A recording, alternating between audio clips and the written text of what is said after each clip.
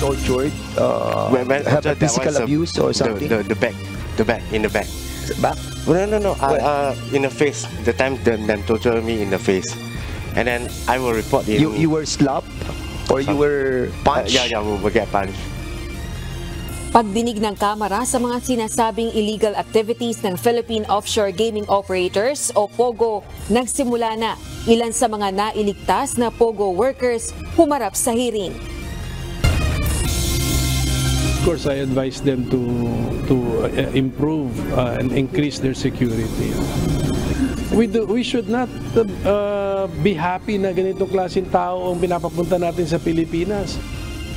Senator Sherwin Gatchalian at Risa Hontiveros, dapat nilang magdagdag ng seguridad kasunod ng mga natatanggap na umano'y pagbabanta. Senate leadership handang magbigay ng assistance sa mga mambabatas na may death threat. Dili ito siya joke. Dili po ito siya parang threat. I think many missed the point. So, para sa ako, wala ka kasabot the first time. I don't think you deserve an explanation. VP Sara Duterte, nilinaw na hindi siya nagbibiro nagsabihing itinatalaga ang sarili bilang designated survivor. I recommend that the Philippines file an arbitration case against China over the extended container shelf claim that we filed on the west coast of Palawan. Monster ship ng China nananatili sa Escoda Shoal ayon sa Philippine Coast Guard. Dating Supreme Court Justice Antonio Carpio, hinimok ang pamahalaan na magsampa ng panibagong arbitration case laban sa China.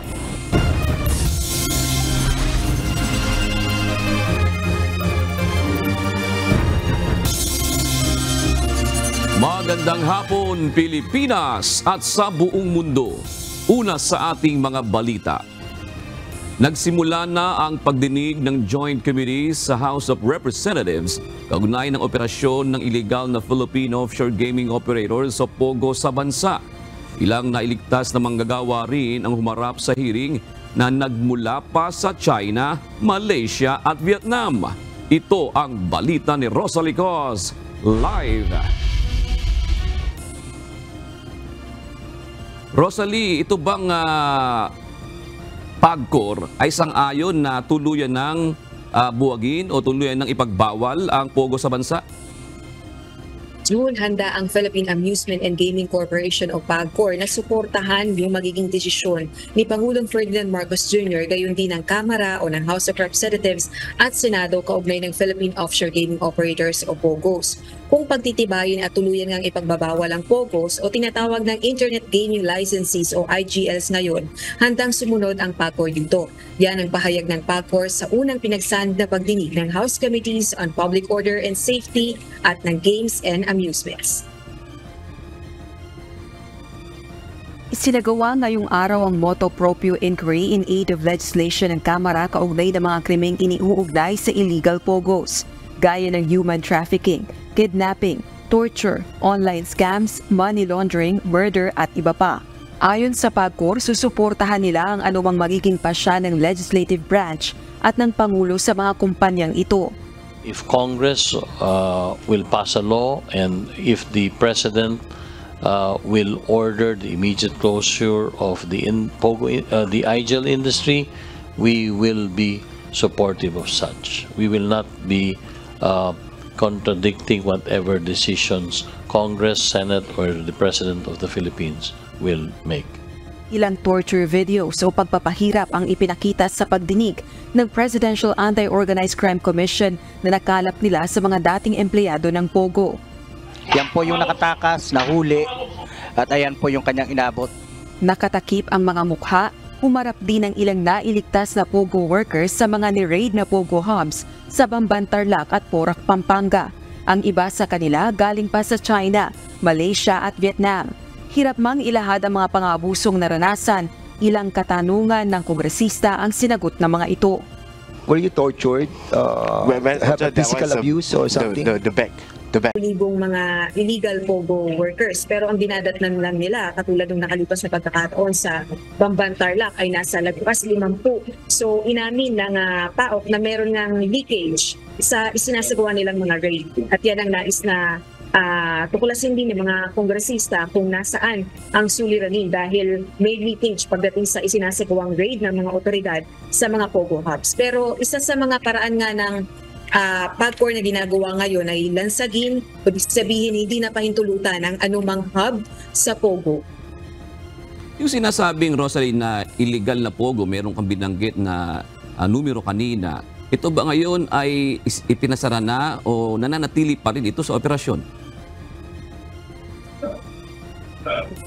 Sa kasalukuyan kasi meron nga lang 45 na Philippine Offshore Gaming Operators. Dati tinatawag na POGOs, ngayon ay Internet Gaming Licensees o IGLs na. 45 lang yung binigyan ng lisensya ng PAGCOR. Kung dati ay merong daang-daan o ilang daang POGOs na nag-ooperate sa bansa, nagkaroon nga ng re-application para sa lisensya. At ang meron lamang ngayon na may lisensya galing sa PAGCOR ay 45. So yung mga hindi na pagkalooban o hindi nakapasa sa ibinibigay na requirements ng PAGCOR, ito yung mga itinuturing na nga na illegal o nag-underground operation na. At sabi ng PAOK, karamihan sa 400 plus na yan na illegal POGOs ay makita dito sa Metro Manila. Pero ng Visayas, din ng Mindanao at sa iba pang bahagi ng Luzon. Okay. Isa na lang, Rosalie, yamang nandiyan ka sa House of Representatives. Sa Lunes ay sona na ni Pangulong Bongbong Marcos Jr. Meron ka na bang naririnig kung kasama ba itong POGO na i-announce niya na ipagbabawal na sa bansa? O June, kasi dito sa House of Representatives may mga panukalang batas na inihain.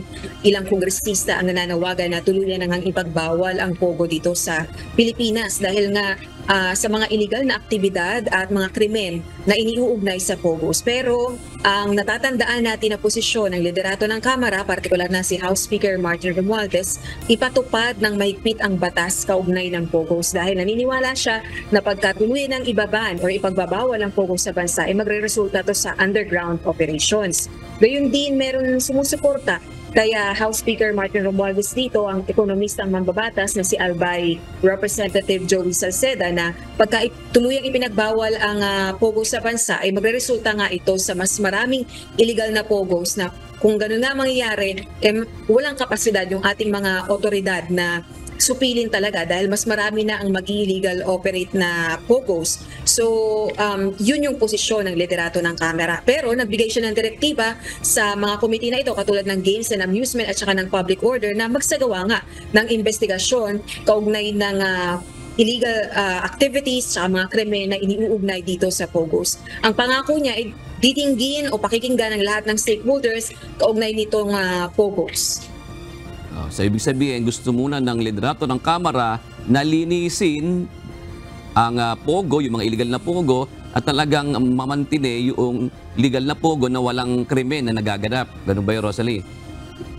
Oo, June, kasi nga ang sabi ng mambabatas na si Representative Joey Salceda, yung mga legal POGOs ngayon, nakakatulong yan na magbigay ng impormasyon tungkol sa mga illegal POGOs na nag-ooperate pa rin sa bansa. Kaya kung tuluyang ipagbabawal ang lahat ng POGOs, maaaring yung mga legal na POGOs na tumutulong magbigay ng information sa pamahalaan laban sa mga illegally operating POGOs, mas mawawala na makakatulong ang pamahalaan tungkol sa mga mahalagang impormasyon na ito. Maraming salamat, Rosalie Cos, nag-uulat mula sa House of Representatives. Nais ng ilang senador na paigtingin ang seguridad ng ilan sa kanilang mga kapwa-senador kasunod ng umano'y death threat. Nakahanda naman anya ang pinuno ng Senado na sumaklolo sa kanyang mga kasamahan sakaling hingan siya ng tulong. Ito ang balita ni Harleen Delgado. Of course, I advise them to improve and increase their security. We should not be happy na ganitong klaseng tao ang pinapapunta natin sa Pilipinas. Pinayuhan ng ilang senador ang mga kapwa-mambabatas sa sina Senator Sherwin Gatchalian at Risa Hontiveros na paigtingin ang kanilang seguridad. Kasunod ito ng iniulat ni Senator Gatchalian sa pulisya na umano'y banta sa kanyang buhay na posible anyang dahil sa aktibong partisipasyon niya sa investigasyon ng Senado sa POGO na konektado umano kay suspended Bamban Tarlac Mayor Alice Guo at pamilya nito. Para kay Senate Minority Leader Aquilino Coco Pimentel, mas mainam na dagdagan ng 2 senador ang kanilang security detail. Ang na-attract ng sugal, mga walang hiyang tao talaga yan. Binuksan pa natin sa mga foreigners, hindi natin alam kung anong lebelo ng kawalang hiyaan ng tao sa ibang lugar. Para rin kay Senator Ronald Bato de la Rosa, dapat palakasin ni na Senator Gatchalian ang kanilang personal security para makasiguro. Hindi rin anya sapat kung sa Senado lang sila may seguridad. Naniniwala ako na pwedeng magkakaroon ng threat dahil Pogo is a multi-billion industry. Para ring drug industry, no? Kung sabihin natin na establishment security lang ng Senado, what about kung lalabas siya sa Senado? So meron siya weakness doon para hindi natin bigyan ng tsansa yung mga tao na yan na nanunurture na nga sila ng mga tao, pinag-torture na nila. Ngayon, pati senador, tatakutin nila. Anak ng baka. Ako takutin nyo. Huwag yung aking magkasamahan na hindi sanay sa takot. Kasunod ng mga umano'y banta sa ilang senador na nangunguna sa pag-iimbestiga sa Pogo, handaan niya si Senate President Francis Cheese Escudero na tulungan ang kanyang mga kapwa-senador sakaling kailanganin. Pero paglilinaw ni Senator Escudero, personal na desisyon na ng mga senador kung magpapatagdag ang mga ito ng security personnel. Sa ngayon anya, hindi pa naman humihingi ng tulong kay Senator Escudero ang 2 mambabatas. Sa isang panayam, sinabi ni Senator Gatchalian na iniimbestigahan na ng Pasay City Police kung totoo ang umano'y death threat. Wala pa naman pahayag ang kampo ni Senator Hontiveros tungkol dito. Harleen Delgado, UNTV News and Rescue. Diyos ang aming sandigan, serbisyo publiko ang aming pinahahalagahan. Nakaabang na ang lahat sa magiging talumpati ni Pangulong Ferdinand Marcos Jr. sa kanyang ikatlong State of the Nation Address sa Lunes, July 22. Bawat sektor may kani-kanyang nais marinig sa Pangulo. Ano nga ba ang inaasahan ng mga Pilipino sa ikatlong pag-uulat sa bayan ni PBBM? Ito ang balita ni Nel Maribuhok. Of course, yung South China Sea. Diyan kailangan matatag ang posisyon natin. Lalo na gumanda ng relasyon ng Amerika ang iba pang bansa na kaalyado sa atin. Isa ang usapin sa West Philippine Sea sa dapat na bigyan diin ni Pangulong Ferdinand Marcos Jr. sa kanyang State of the Nation Address sa Lunes, July 22. Ayon sa political analyst na si Ramon Casiple, kailangan malaman ng mamamayan kung gaano ba katatag ang posisyon ng Pilipinas sa riyon sa gitna ng alyansa nito sa ibang mga bansa tulad ng sa Estados Unidos. Bukod rito, kailangang ilatag ni Pangulong Marcos ang mga hakbang kung papaano re-resolbahin ang problemang kinakaharap ng agrikultura tulad ng pagtaas ng halaga ng produkto nito. Pinakamalaking usapin na yung economic development, pagbaba ng mga presyo, agricultural issue at yung mga subsidy sa ating mga mamamayan. Nais ring marinig ni Casiple ang usapin sa kredibilidad ng paparating na eleksyon sa gitna ng pagpapalit ng service provider ng Commission on Elections o COMELEC. Para naman sa political analyst na si Professor Edmund Tayaw, maganda ang nagiging takbo ng sektor ng agrikultura kaya kailangan pang marinig ang mga plano at programa ukol dito.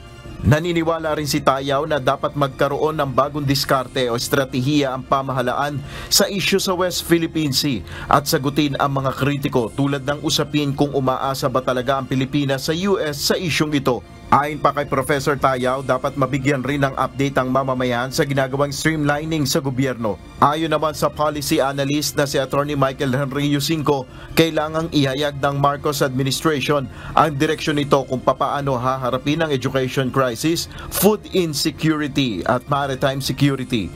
Nel Maribuhok, UNTV News and Rescue. Diyos ang aming sandigan, serbisyo publiko ang aming pinahalagahan. Puspusan na ang ginagawang paghahanda ni Pangulong Ferdinand Marcos Jr. sa kanyang ikatlong State of the Nation Address. Ayon sa Presidential Communications Office o PCO, walang anumang engagement o aktibidad ang Pangulo ngayong araw dahil sa mga preparasyon nito sa kanyang talumpati. Isinasapilal na rin ni PBBM ang magiging laman ng kanyang speech sa Lunes. Hindi nagbibiro si Vice President Sara Duterte nang sabihin nito kamakailan na itinalaga niya ang kanyang sarili bilang designated survivor sa araw ng State of the Nation Address o SONA ni Pangulong Ferdinand Marcos Jr. sa darating na Lunes, July 22. Sinabi rin ng pangalawang Pangulo na hindi ito isang pagbabanta. Dili ito siya joke. Dili po ito siya parang threat. I think many missed the point. So, para sa ako, wala ka kasabot the first time, I don't think you deserve an explanation.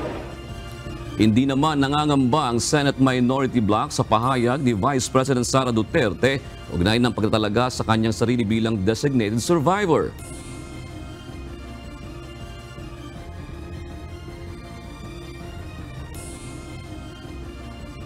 Maging si dating Senate President Juan Miguel Mig Zubiri, hindi rin nangangamba sa pahayag ng Vice Presidente at kumpiyansang matitiyak ng pambansang pulisya at ng Presidential Security Command ang kaligtasan sa SONA. Inaasahan na ang pagtitipo ng iba't ibang militanteng grupo sa araw ng SONA, ngunit ayon sa lokal na pamahalaan ng Quezon City, hindi pa kumukuha ng permit ang mga anti-Marcos group. Babala naman ng QCLGU, hindi papayagang mag-rally ang mga ito kung walang hawak na permit. Ito ang balita ni JP Nunez. Inaantay pa namin yung request ng mga anti-government rallies. Yun yung mga progressive group kasi hindi pa nagsasubmit naman ng request sa amin. Mahigpit na ipatutupad sa Quezon City ang no permit no rally policy sa araw ng State of the Nation Address sa Lunes, July 22. Ibig sabihin ang mga rallyistang walang permit mula sa lokal na pamahalaan at Philippine National Police ay hindi papayagang magtipon-tipon at magsagawa ng kilos protesta.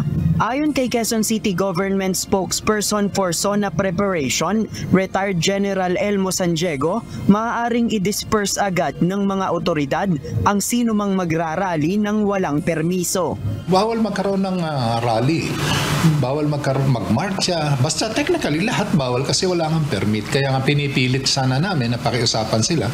Kung desidido sila na magrarally pa rin, especially in progressive groups natin, mag-submit sa amin ng request. Hanggang Biyernes, maaaring tanggapin ng Quezon City LGU ang request ng mga anti-government para sa kilos protesta. Kung maaaprobahan, papayagan sila na magsagawa ng programa at magmarcha hanggang sa bahagi lamang ng Tandang Sora sa Commonwealth Avenue. Hindi na sila palalapitin sa bahagi ng House of Representatives upang maiwasan ang anumang gulo. Samantala, ayon sa QCLGU, ang Pro-PBBM Group ay nakapag-secure na ng kanilang permit. Dito sa bahagi na ito ng Sandigan Bayan sila magsasagawa ng programa sa araw ng Lunes. Yung grupo ng Pro-BBM Group, yung mga supporters ni President Marcos, binigyan na natin ng permit yan dito sa may Como Sandigan, dito sa kanto ng Batasan. On the 22nd, magkakaroon sila ng sariling programa. Ayon kay Sandiego, isa sa pinalpa nila ang traffic rerouting depende sa magiging lugar na pupwestuhan ng mga rallyista. Maglalabas ang QCLGU ng rerouting plan sa kanilang social media page. Ngunit kahit wala pang rerouting, abiso ng pamahalaang lungsod sa mga motorista na asahan ang pagbigat ng daloy ng mga sasakyan sa mga kalsada sa paligid ng House of Representatives at kahabaan ng Commonwealth Avenue. Samantala, nasa higit 1,000 QC Department of Public Order and Safety personnel, traffic personnel at mga tauhan ng barangay sa QC ang mag-o-augment sa Philippine National Police para sa seguridad at pagpapanatili ng kapayapaan sa araw ng SONA. JP Nunez, UNTV, News and Rescue. Diyos ang aming sandigan, serbisyo publiko ang aming pinahahalagahan. Matagal nang inilunsad ng Philippine National Police ang kanilang internal cleansing program na layong malinis ang kanilang hanay mula sa mga tiwaling mga kasama. Ngunit hanggang ngayon, may ilan pa ring membro ng PNP ang nasasangkot sa mga illegal na gawain. Hindi naman nagpapabaya dito ang pambansang pulisya. Katunayan, sa ilalim lang ng Marcos administration, umabot na sa 6,000 pulis ang nasampahan ng kaso. Ito ang balita ni Lea Ilagan. the reform process and the cleansing process is continuing, ongoing. At tuloy-tuloy ang pagtugis natin sa ating mga kapulisan kapag sila ay nagkakasala. Tuloy-tuloy ang pagdisiplina ng Philippine National Police sa kanilang hanay. Katunayan, hindi tumitigil ang PNP Internal Affairs Service sa pag-iimbestiga at pagsasampa ng kasong administratibo sa mga pulis na patuloy na gumagawa ng katiwalian. Ayon kay PNP Internal Affairs Service Inspector General Atty. Brigido Dulay, umabot na sa 6,256 ang nasampahan nila ng kaso simula July 2022 hanggang July 2024 sa panahon ng termino ni Pangulong Ferdinand Marcos Jr. Sa naturang bilang, 2,551 na ang kanilang naparusahan, kabilang ang 572 na inirekomendang alisin sa serbisyo. Mayroon na ring 260 na ipinademote at 1,418 na ipinasuspende. Ngayong taon naman, mula January hanggang July 2024, umabot na sa 2,591 ang nakasuhan. Nasa 250 ang naparusahan kung saan 208 dito ay mga police non-commissioned officer at 42 ang police commissioned officer o opisyal ng PNP. Sa 250 na nabigyan ng parusa, 47 ang inirekomendang alisin sa serbisyo, 20 ang pinatawan ng demotion at 140 ang pinatawan ng suspension. So some offenses, pag misconduct, automatic yun, dismissal kagad.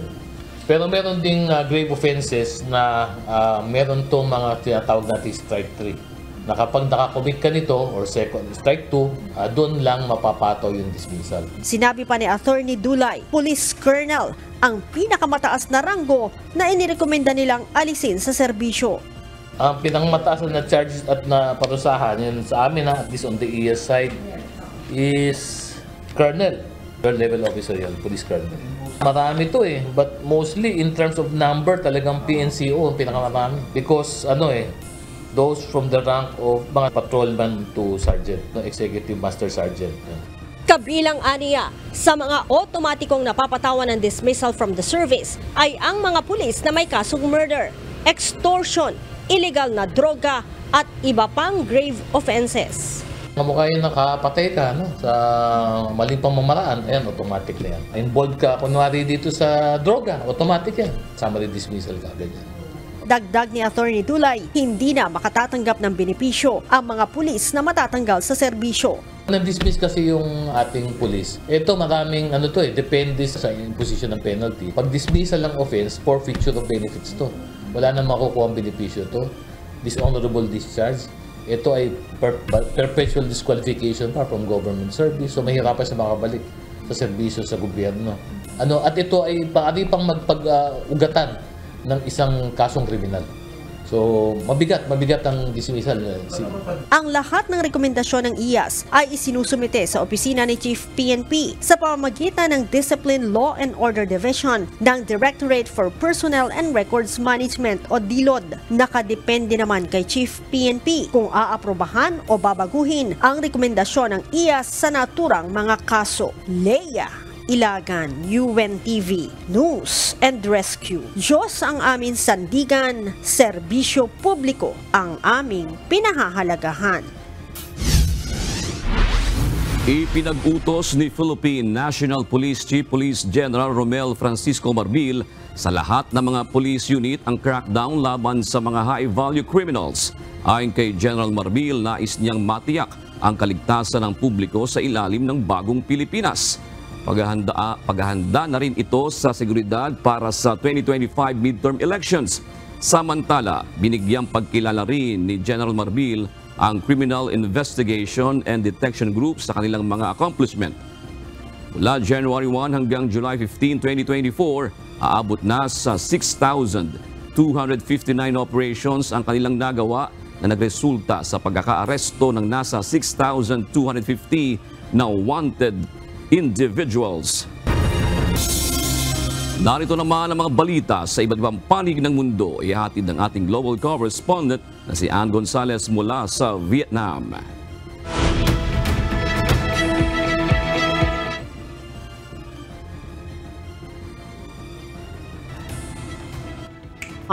Na naka-check-in sa isang luxury hotel sa Bangkok, Thailand.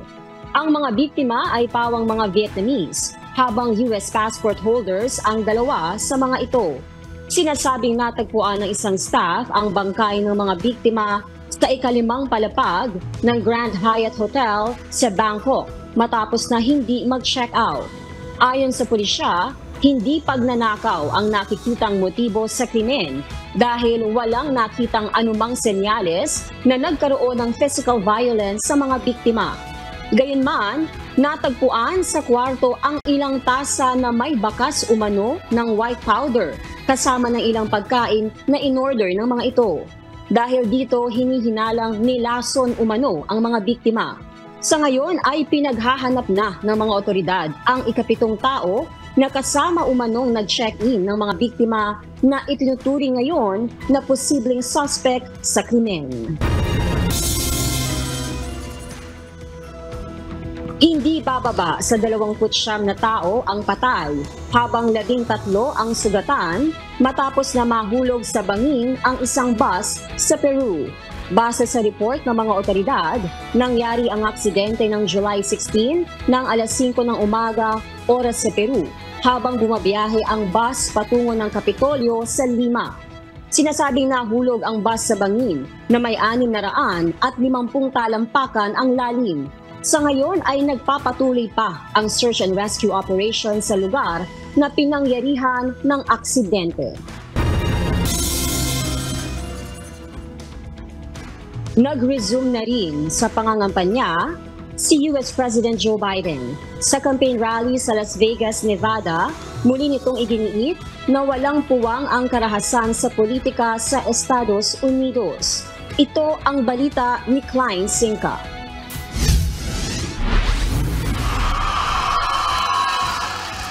My word, I am all in. Ipinagpatuloy na rin ni US President Joe Biden ang kampanya para sa re-election bid 2 araw matapos ang assassination attempt sa katunggali nitong si Donald Trump. Sa kanyang talumpati sa National Association for the Advancement of Colored People o NAACP sa Las Vegas, Nevada, muli nitong kinundena ang pagtatangka sa buhay ni Trump. Binigyan din ng American Chief Executive na walang puwang ang karahasan sa US politics. We all have a responsibility to lower the temperature and condemn violence in any form. You got to remember, in America, we're not enemies, we're friends, we're neighbors, we're fellow Americans. Most importantly, must fully and firmly reject not only political violence, but violence of any kind. Period. No exceptions. Ayon sa White House, ipinag-utos na ni Biden na dagdagan ang Secret Services security ni Republican nominee Donald Trump at maging ang pangatlong kandidato sa pagkapangulo ng Estados Unidos na si Robert Kennedy. Una nang kinansila ng Democratic President ang kanyang campaign schedule sa Texas kahapon bilang kortesiya sa nangyari kay Trump. Ngunit pinili nitong ituloy ang campaign speech sa NAACP sa Nevada sa harap na isa sa pinakamalaking black organization sa bansa. Ang Nevada campaign ng Pangulo ay patuloy na tugon nito dahil sa hindi pa rin tumitigil na panawagan ng maraming Democrats na isang tabi ang kanyang kampanya at hayaang ang mas batang kandidato ang manguna sa presidential campaign ng Democrats, lalo't patuloy din nangunguna si Trump sa mga latest surveys. Sa isang network interview ni Biden sa US, ipinaalala nito na 3 taon lamang ang tanda nito sa katunggaling si Trump at malinaw pa rin ang kanyang pag-iisip.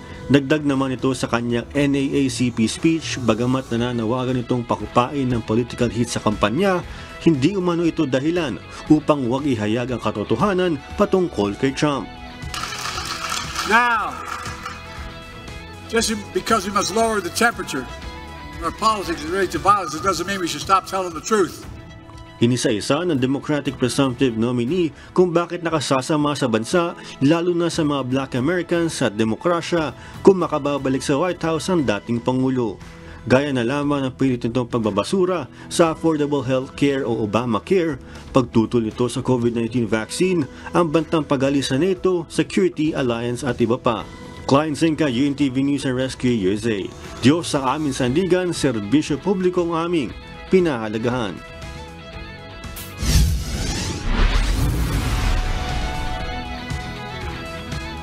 Inihayag ni Elon Musk na plano nitong ilipat ang headquarters ng dalawa nitong kumpanya, ang social media platform na X at rocket company na SpaceX, mula California patungong Texas.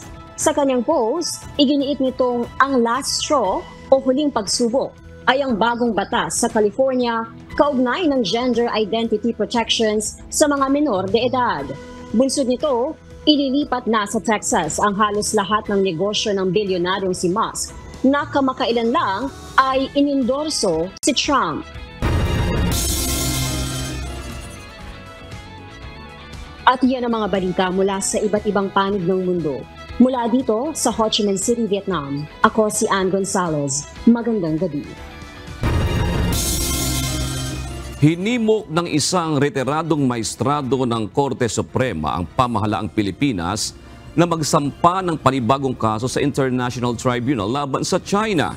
Kasunod ito ng pagkakatenga sa inihaing claim ng pamahalaan sa United Nations upang kilalanin ang Extended Continental Shelf ng Pilipinas. Paliwanag ni retired Supreme Court Justice Antonio Carpio, dehado man ang bansa pagdating sa pwersa ng militar, tiyak naman ang panalo ng Pilipinas kung muling dadalhin sa arbitration ng China. Ito ang balita ni Ryan Lacanlale.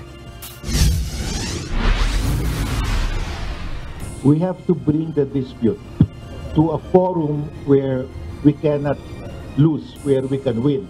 Because in the South China Sea, if we fight China in the South China Sea, we can never win, we can only lose. Hindi kayang talunin ng Pilipinas ang China kung dadaanin sa puwersa ang labanan sa West Philippine Sea.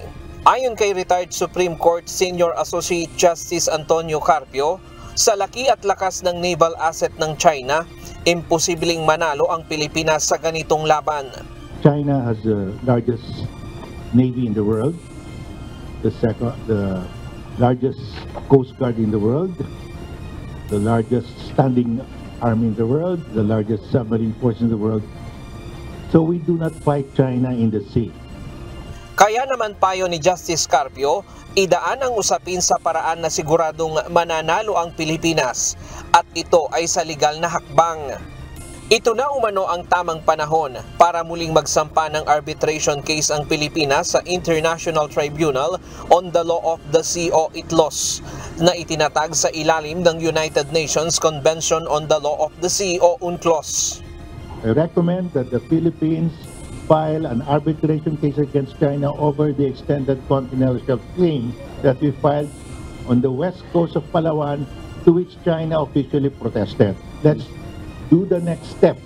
Otherwise, nothing will happen until we die. Nothing will happen forever.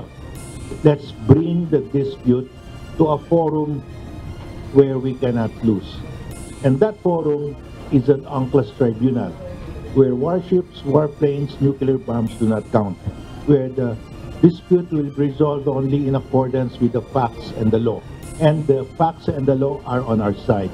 Nitong Hulyo nag-file ng claims ang Pilipinas sa United Nations Commission on the Limits of the Continental Shelf ng Extended Continental Shelf sa West Philippine Sea. Naghain ng protesta ang China ukol dito, kaya hindi magdedesisyon sa issue ang UN Commission hanggat walang nangyayaring negosasyon sa pagitan ng dalawang bansa. Ngunit hindi naman anya papayag ang China dito dahil igigiit lang nila ang historical claims. If we negotiate with China, China will always say, there's nothing to discuss because we own the South China Sea since 2,000 years ago. So let us bring China to arbitration. And in that arbitration, we cannot lose. China cannot win because China is claiming a maritime area that is more than 350 nautical miles from the coast of Hainan. Under UNCLOS, you can claim only a maximum of maritime zone of 350 nautical miles, 12 nautical miles territorial sea, up to 200 nautical miles EEZ. Ayon kay Justice Carpio, kinatatakutan ng China ang pagsasampa ng panibagong arbitration case dahil alam nilang hindi sila mananalo dito. Pero sa ngayon, wala pang tugon ang Administrasyong Marcos tungkol dito. Samantala, kinumpirma ng Philippine Coast Guard ang pananatili ng monster ship ng China sa Skoda Shoal na nakaangkla 638 yards lamang ang layo mula sa BRP Teresa Magbanwa na nagpapatrolya sa lugar. Na-monitor ng PCG ang barko simula July 3 at hindi na ito umalis sa lugar. Nasa layong 75 nautical miles lamang ang layo ng Skoda Shoal sa mainland Palawan. So I'd like to compare that as of 7:30 in the morning, the last image that I got from our Coast Guard personnel from 9701, the China Coast Guard monster ship remains to be inside the Skoda Shoal. It never departed and still anchored there. Kinumpirma rin ng PCG ang pagdaan ng isa pang Chinese Coast Guard vessel 5303 sa layong 60 nautical miles mula sa Lubang Island sa Occidental Mindoro. Kaya agad ipinadeploy ni Coast Guard Admiral Ronnie Hilgaban sa lugar ang isa pang 97-meter vessel ng PCG na BRP Melchora Aquino. Pero ayon kay Commodore Tariela, umalis na kagabi ang barko at nagtungo sa direksyon ng Palawan. Sinabi naman ng PCG na nagagawa ng Transparency Initiative ng pamahalaan ang dalawang layunin nito. Una, ay maimulat ang sambayan ng Pilipino sa usapin ng West Philippine Sea upang labanan ng fake news ng China at magkaroon ng iisang boses laban sa kanilang agresyon. Pangalawa, ay malaman at maintindihan ng international community ang nangyayari. Aniya hindi ito nag-iisang tugon para labanan ang agresyon ng China sa West Philippine Sea. The mere fact that more than 80% of Filipinos now support President Bongbong Marcos in our stand in the West Philippine Sea. And more countries now are reaching out to the Armed Forces of the Philippines, the Philippine Coast Guard, and a lot of national leaders, even G7, have given a diplomatic community standing up against China's aggression in the West Philippine Sea. It has served its purpose. Ryan Lacanlale, UNTV News and Rescue. Diyos ang aming sandigan, serbisyo publiko ang aming pinahahalagahan. Malaki na ang nawawalang kita sa mga mangingisdang Pilipino malapit sa Scarborough Shoal dahil sa fishing ban ng China sa ilang bahagi ng West Philippine Sea. Ayon sa grupong pamalakaya, nasa 60% na umano ang ibinaba sa kita ng mga ito kada palaot. Kung dati anya ay nakapag-uuwi pa ng nasa 10,000 piso ang mga mangingisda, ngayon ay nasa halos o hindi pa aabot sa 4,000 kada punta sa Scarborough o Panatag Shoal. Sinabi pa ni Pamalakaya Zambales Provincial Coordinator Joey Marabe na tumindi ang presensya ng Chinese vessels mula nang inilagay sa ilalim ng fishing moratorium ang ating territorial waters. Hanggang ngayong Biyernes na lang ang panunungkulan ni Vice President Sara Duterte bilang kalihim ng kagawaran ng edukasyon.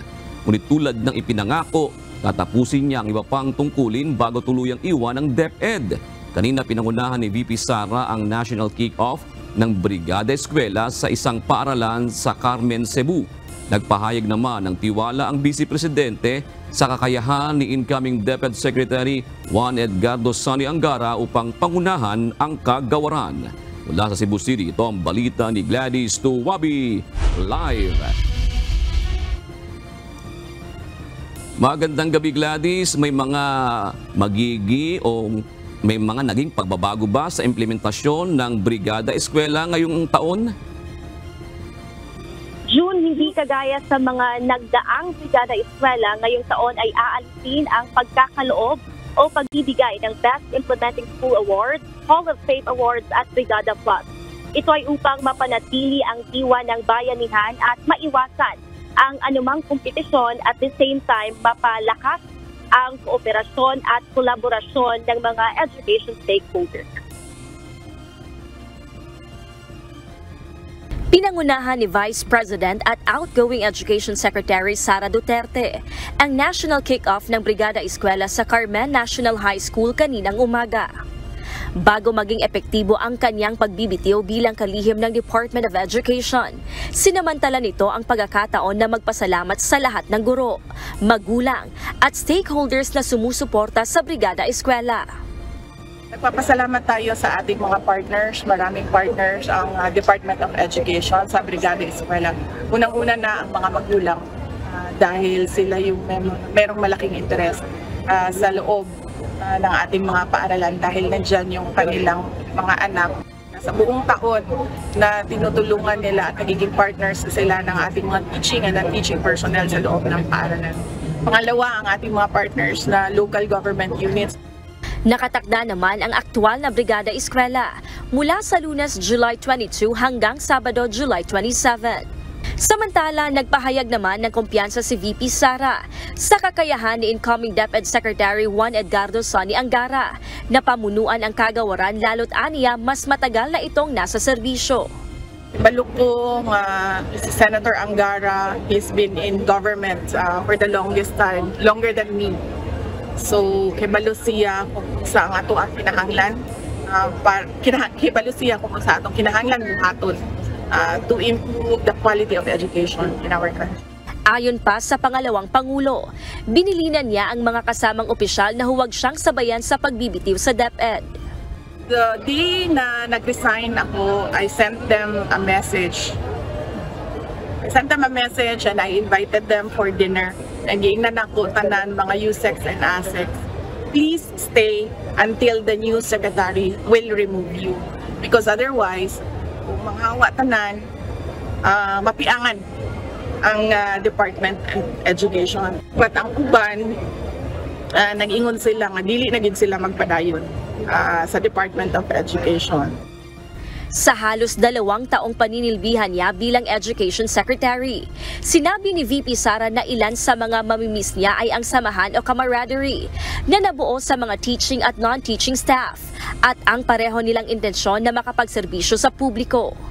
Bukas naman nakatakda ang turnover ceremony para sa pamunuan ng DepEd.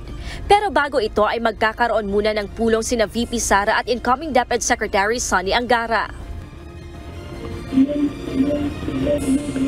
June ang kick-off ng national kick-off ng Brigada Eskwela para sa taong ito na ginanap kaninang umaga sa Carmen, Cebu, ang isa sa mga huling engagement ni VP Sara bilang kalihim ng Department of Education. At bagaman hindi pa sila nagkakaroon ng pag-uusap o pagpupulong kay Senator Sonny Angara, ayon kay VP Sara, nagkaroon na sila ng pasimulang turnover meetings ng pinangalanan na ng Pangulo kung sino ang magiging susunod na kalihim ng Department of Education. At kanina sa naging talumpati ni VP Sara sa kick-off ng Brigada Eskwela ay ibinahagi nito ang 4 na punto na kailangan ng mga learners para mag-improve ang kanilang academic performance, especially na magbubukas na nga ang school year 2024-2025 at kabilang na dito ang tamang nutrisyon, mental health program o mental health support hindi lamang para sa mga learners kundi para na rin sa mga guro at ang protection from abuse at itong tinatawag natin June na quality of teaching naman para sa lahat ng mga guro. Gladys, sa kabuuan, ano ba ang iiwan niyang legasiya sa loob lamang ng 2 taon niyang panunungkulan sa DepEd? June kanina, nagbalik tanaw si VP Sara sa mga naipatupad o mga na-implement niya sa ilalim ng Makabata Agenda at kabilang na nga dito ang protektahan ang mga kabataan o ang mga mag-aaral mula sa pang-aabuso at mabigyan sila ng maayos o kalidad na edukasyon habang sa kanyang panunungkulan bilang kalihim ng Department of Education. Salamat, Gladys Tuwabi, nag-uulat ng live mula sa Cebu City. Epektibo na ngayong araw ang dagdag 35 pesos sa minimum wage sa National Capital Region. Ngunit kaakibat naman ito ang pagtaas ng presyo ng kuryente at nakaambang price hike sa mga bilihin. Pati ang mga maliliit na negosyante posible ring mapilitan na magtaas ng presyo ng mga produkto. Ito ang balita ni Asher Gadapan Jr. Yung 35 pesos kasi na dagdag nila, sobrang hindi sapat. Kasi unang-una, Kami mga minimum wager lang, halos sumasahod lang kami ng sabihin na natin 6 to 7,000. Pamasahe pa namin, every cut-off is 3,000. Kulang pa sa pamasahe ang dagdag 35 pesos sa kada arawang kita ni Michael Ofielda na bagger sa isang supermarket. Aniya, napakaliit lang nito kumpara sa taas ng presyo ng mga bilihin at serbisyo ngayon. Kung tutusin din, ang 770 pesos na dagdag sa kabuuan ng kanyang sweldo kada buwan ay mapupunta lang din sa pagtaas ng bayarin sa kuryente. Bibili ka pa ng panggastos mo sa isang linggo o isang cut-off, kulang na kulang talaga. Pamasahe pa lang pagkain, gano'n na kung may anak ka, magpapagatas ka pa, diaper, wala na. Mangunguta ka after cut-off, mangunguta ka talaga.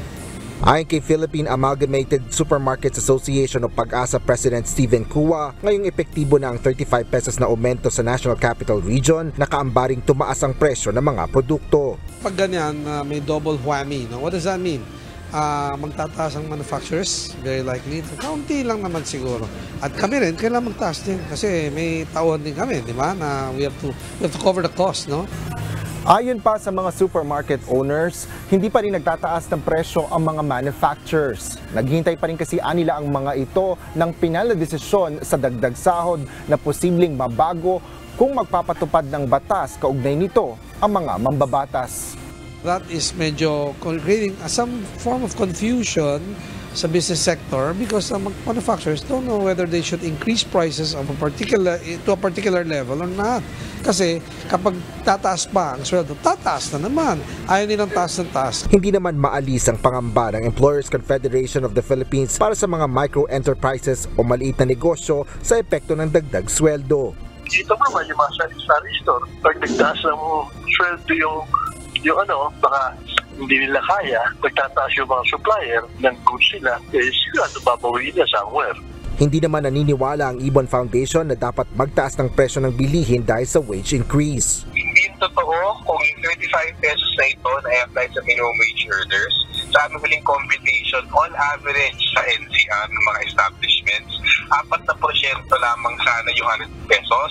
Itong 35 pesos minimum wage hike, 1% lamang ng kanilang tubo. Kaya walang batayan para magtaas ng presyo ng bilihin dahil sa sobrang liit at katitig na wage hike nito. Una na ring sinabi ng iba't ibang labor groups na hindi talaga sapat ang dagdag sweldo na ipinagkaloob sa mga manggagawa. Kaya hiling nila kay Pangulong Ferdinand Marcos Jr. at House Speaker Martin Romualdez, aprubahan na ang 150 pesos legislative wage hike. Asher Cadapan Jr., UNTV News and Rescue. Diyos ang aming sandigan, serbisyo publiko ang aming pinahalagahan.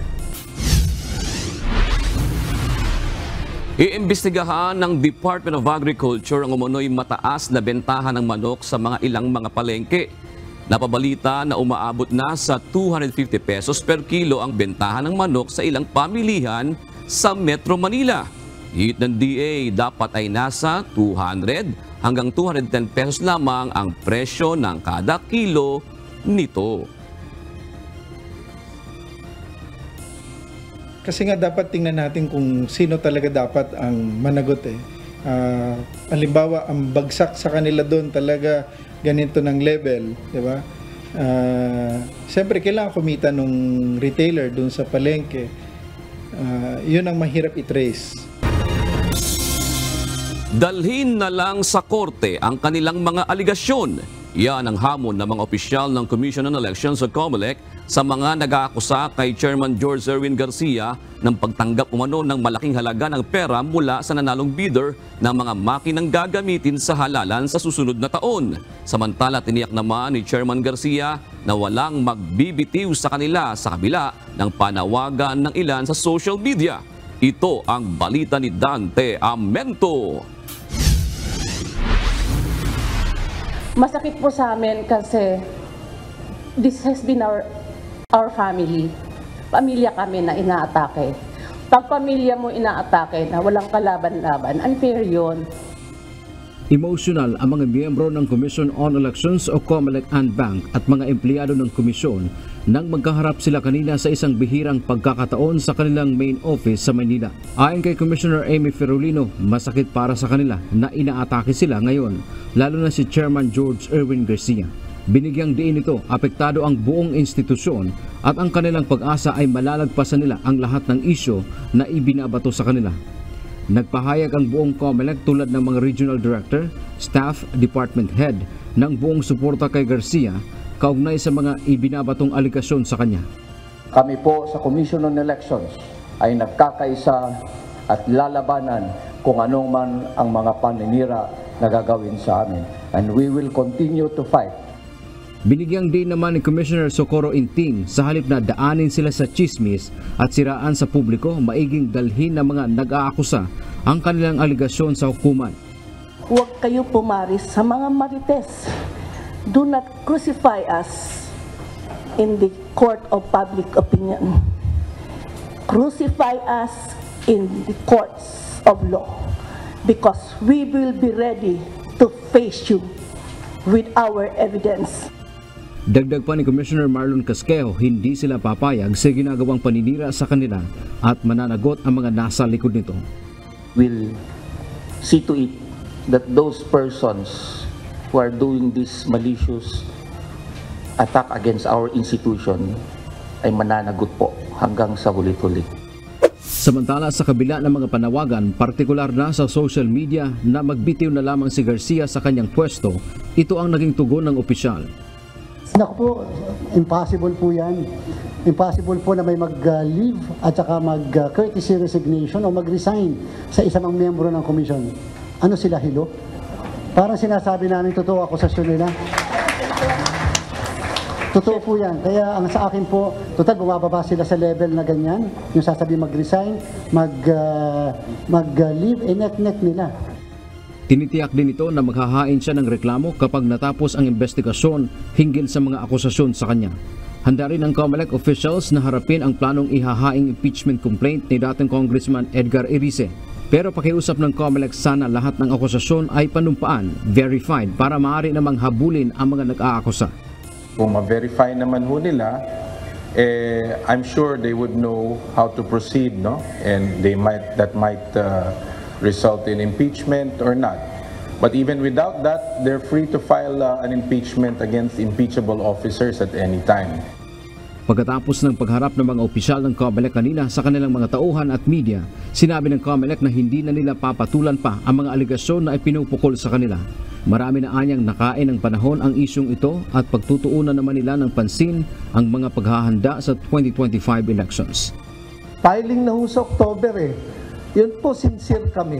Sincere kami doon sa bagay na yun na ayaw na namin, we cannot afford delay. Dante Amento, UNTV, News and Rescue. Diyos ang aming sandigan, serbisyo publiko ang aming pinahahalagahan.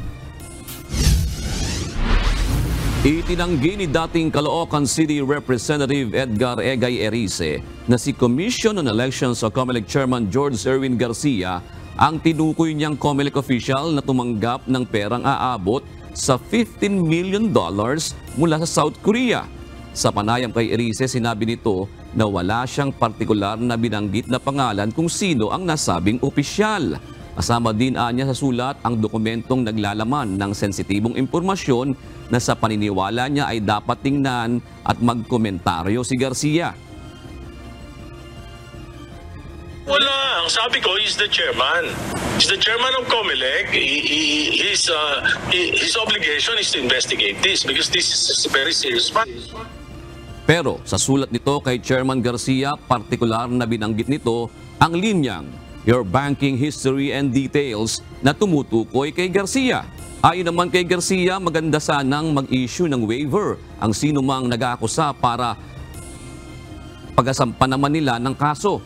Sa ngayon, 4 sa 6 na local bank accounts na isinumite ni Erice ang napatunayang peke o hindi umiiral na account. Ayon pa kay Commissioner Socorro Inting, bilang isang dating huwes, ang dokumento ni Erice ay hindi tatanggapin sa korte na ebidensya dahil sa isang nakitang peke ay lalabas na peke na ang lahat. False in one thing, false in everything. Kitang-kita na eh. Sinamahan ng mga false accounts. So, ibig sabihin yan, malamang false accounts din yung nakalista doon. So, this puts a cloud of doubt on the integrity of the accusers of the chairman. Umaasa si Senate Majority Leader Francis Tolentino na hindi nahahantong sa pagdinig ang issue sa pagitan ni Senators Nancy Binay at Alan Peter Cayetano. Ayon sa chairperson ng Senate Committee on Ethics and Privileges, idadaan muna sa pag-uusap o conciliation ang dalawang panig kasama ang mga miyembro ng komite para subukang pagkasunduin.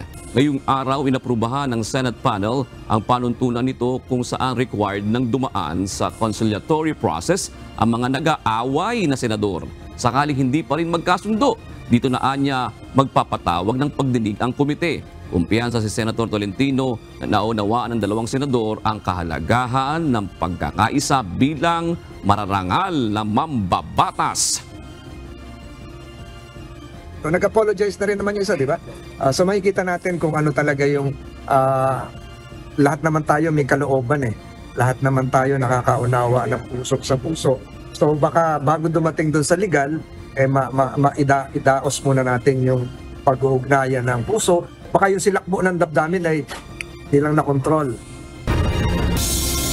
Nasa 4,000 pesos na bawat sesyon ng hemodialysis ang sinasagot ng Philippine Health Insurance Corporation o PhilHealth sa ilalim ng bagong package rate. Malaking tulong ito para sa mga kababayan nating dialysis patient. Pero may agam-agam naman dito ang mga pribadong dialysis centers dahil sa posibleng pagkalugi umano ng kanilang operasyon. Ito ang balita ni Jed Deresina.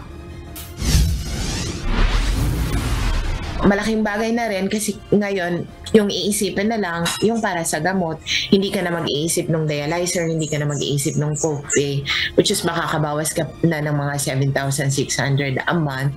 Isa si Armida Fugio sa mga kababayan nating mayroong chronic kidney disease. Simula Pebrero 2022 ay kinakailangan na niyang sumailalim sa hemodialysis sessions 2 beses kada linggo. Kaya ang inilabas ng PhilHealth noong July 1, 2024 na Circular Number 2024-0014 ang institutionalisasyon ng 156 hemodialysis sessions at coverage expansion ay isang malaking kabawasan sa buwan-buwan niyang gastusin. Mula kasi sa 2,600 pesos na package rate sa kada sesyon ng hemodialysis ay itinaas at ginawa na itong 4,000 pesos. Ayon kay Armida, tanging maintenance na gamot na lang ang kanyang iniisip ngayon dahil aniya wala na ang kanyang mga dating binabayaran tuwing siya ay magpapadialysis. Unlike ngayon, wala na kaming copay, hindi na kami magbabayad ng 700. Hindi na kami magbabayad ng 700, hindi na kami magbabayad ng dialyzer kasi merong allotted na 11 dialyzer para dun sa mga pasyente na 2 times a week. So 11 dialyzer, kaya na niyang makover yung year, isang buong year na dialysis ng pasyente. Positibo rin ng naging reaksyon ng presidente ng Dialysis PH na si Reynaldo Abacan Jr. para sa mga pasyenteng gaya ni Armida. Masaya po ang aming komunidad dahil po sa increase na binigay po ng PhilHealth. Dahil nga po naisama mo na po yung ibang pangunahing pangangailangan, no copay, free injection, at yung mga dialyzer. Ngunit sa kabilang bandaan niya, ang Circular Number 2024-0014 ng PhilHealth ay may di magandang epekto sa mga pribadong dialysis center. Para sa amin po mga nasa private dialysis centers, mabigat po. Dahil po alam po natin na may kamahalan po yung mga dinagdag na mga supplies at mga benefits na dinagdag sa mga pasyente. Maganda man po na-increase ang PhilHealth, pero masasabi pa rin po namin talagang kulang pa rin po. Para kay Dr. Michael Manalaysay, presidente ng Dialysis Coalition of the Philippines Inc., hindi biro ang gastusin o ang operational expenses ng mga dialysis center. Kaya ang porsyentong nakukuha nila sa package rate ng PhilHealth ay kulang para aniya masustain ng matagal ang kanilang operasyon. Mahihirapan po kami niyan. Marami nga ngayon natatakot na baka magsara sila eh. Kasi nung kinumpute po namin talaga pong medyo malulugi po kami. Pati government, di lang nila nare-realize. Pati mga LGU na magpapatakbo ng dialysis, malulugi po. Para naman sa presidente ng Philippine Society of Nephrology Inc. na si Dr. Pelayo S. Maquel Jr., nalilimitahan ang serbisyong kanilang naibibigay sa pasyente dahil din sa limitadong sakop ng nasabing sirkular. Maaring ang meron silang dialysis na nakukuha, but kung hindi naman nakukuha yung minimum standards na batayan na yung kanilang dialysis ay sapat lang, then yung quality nawawala na. So yun yung isang aming concern din para sa aming mga pasyente, na dahilan dito malilimit yung pwede naming ibigay din sa mga pasyente. Kaya nagkaroon ng Dialysis Summit ngayong araw ang iba't ibang stakeholders o mga representante ng mga pribadong dialysis center upang pag-usapan ang kanilang mga komento at suwestyon sa ibinabang sirkular ng PhilHealth. Anila marami pa ang dapat mabago o maklaro kaugnay nito upang hindi rin naman malugi o mapilitang magsara lalo ang mga maliliit na pribadong dialysis centers. Sa kabilang banda, ikinatutuwa nila ang institutionalisasyon ng 156 hemodialysis sessions. Anila ito ang ideal number ng treatment kada taon na kailangan ng mga kababayan nating dialysis patients. Jed Neresina, UNTV News and Rescue. Diyos ang aming sandigan, serbisyo publiko ang aming pinahahalagahan.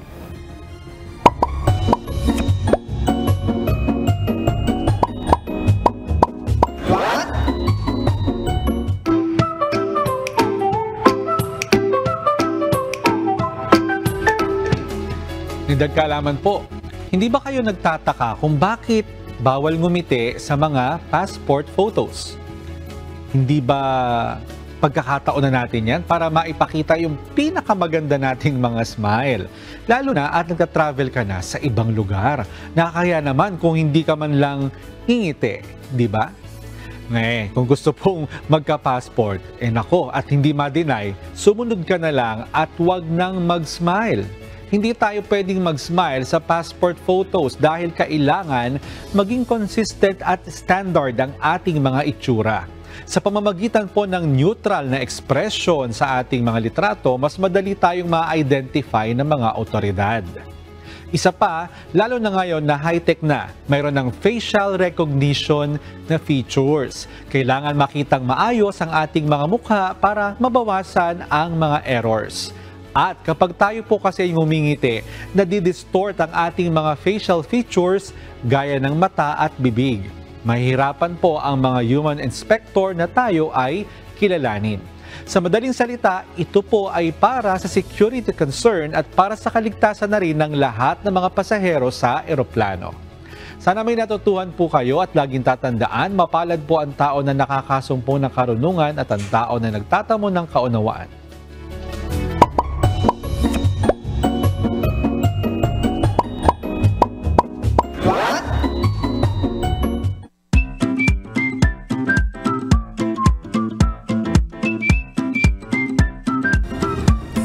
Narito naman po ang ating mga kausi ngayong araw po ng Miyerkules. Salamat po at shout out kina Jessie Kapalad, kay Camille Baguyo, Renz Aguirre, si Shenabel Edilio, si Luis Maldo at J.R. Soleta. At narito po ang salita ng Diyos na ating sandigan mula sa Aklat ng mga Kawikaan 28:9 na nagsasabi, siyang naglalayo ng kanyang pakinig sa pakikinig ng kautusan, maging ang kanyang dalangin ay karumal-dumal.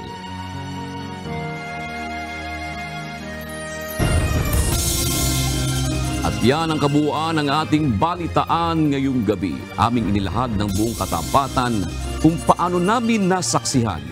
Kayo po ay makapagtitiwala na ang aming nakita at narinig ang aming ibinabalita. At dito po sa UNTV, Diyos ang aming sandigan, serbisyo publiko ang aming pinahahalagahan. Magandang gabi po.